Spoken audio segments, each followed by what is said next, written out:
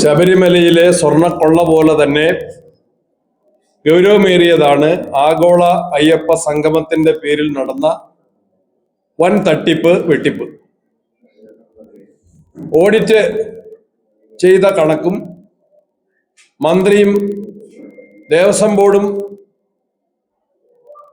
വാദിക്കുന്ന കണക്കും രണ്ടും രണ്ടാണ്. വസ്തുനിഷ്ഠമല്ല.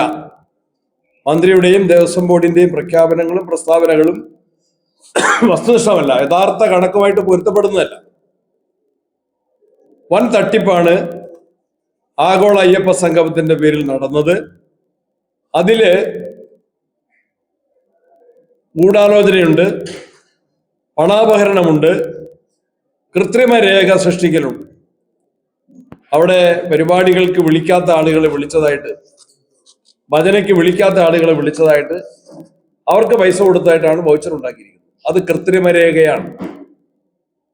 കൃത്രിമ രേഖ സൃഷ്ടിച്ചതിനും പണാപഹരണം നടത്തിയതിനും ഗൂഢാലോചനയ്ക്കും ക്രിമിനൽ കേസ് രജിസ്റ്റർ ചെയ്ത് അന്വേഷിക്കണം.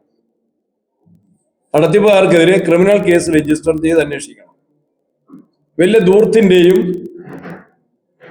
വകമാറ്റി ചെലവഴിക്കലിന്റെയും തെളിവുകളാണ് ദിവസവും ലഭിച്ചുകൊണ്ടിരിക്കുന്നത്. മുഖ്യമന്ത്രിക്ക് ഒരു ദിവസം താമസിക്കാൻ കട്ടിലിന് 1,00,000 രൂപ എന്ന് പറഞ്ഞാൽ ഇവരെവിടെയാണ്? നേതാക്കന്മാരുടെ സുഖലോലുപത CPM പാർട്ടി അംഗീകരിക്കുന്നുണ്ടോ? അതുപോലെ അവിടെ എത്ര ആളുകൾ സംബന്ധിച്ചു? ആഗോള അയ്യപ്പ സംഗമത്തിൽ പങ്കെടുത്ത ആളുകൾ എത്ര?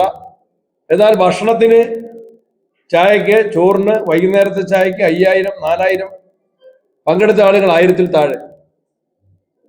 വസ്തുനിഷ്ഠമല്ല. ഇതെല്ലാം കള്ളക്കണക്കാണ്. തട്ടിപ്പിന് വേണ്ടി ഒപ്പിച്ചെടുത്ത വൗച്ചറുകളാണ്. ആ വൗച്ചറുകൾ ആരെഴുതി, ആര് സൃഷ്ടിച്ചു?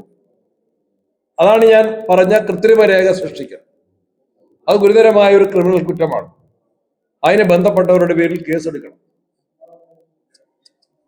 ഒരാളെങ്കിൽ സൊസൈറ്റിയുടെ മറവിൽ CPM നേതാക്കന്മാരാണ് ഈ പണാപഹരണത്തിന് നേതൃത്വം നൽകിയിട്ടുള്ളത്. അവരുടെ പേരിൽ പാർട്ടി തലത്തിലും എന്ത് പറയാനുണ്ട്? ഗോവിന്ദ മാസ്റ്റർ അതിനെക്കുറിച്ച് സത്യത്തിൽ ഉരുട്ടി കളിക്കുകയാണ്, ഒന്നും പറയുന്നില്ല.